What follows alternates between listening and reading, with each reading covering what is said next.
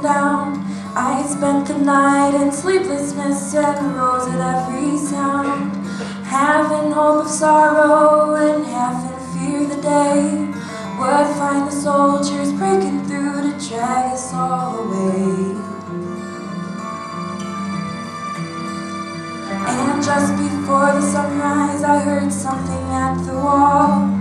The gates began to rattle and a voice began to call. I hurried to the window, looked down into the streets, expecting swords and torches and the sound of soldiers' feet.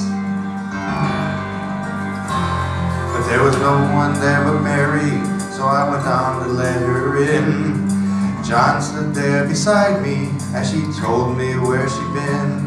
She said they moved him in the night and none of us knows where. The stone's been rolled away and now our body isn't there. We both ran toward the garden, then John ran on ahead. We found the stone and the tomb was the way that Mary said. But the winding sheet they wrapped them in was just an empty shell. And how long they'd taken him was more than I could tell. Something strange had happened there, just what I did not know.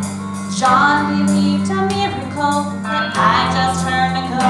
Circumstance and speculation couldn't lift me very high, 'cause I'd seen them crucify him, then I saw him die. Back inside the house again, the guilt and anguish came. Everything I promised him just added to my shame. When at last it came to choices, I denied I knew his name. And even if he was alive, it wouldn't be the same.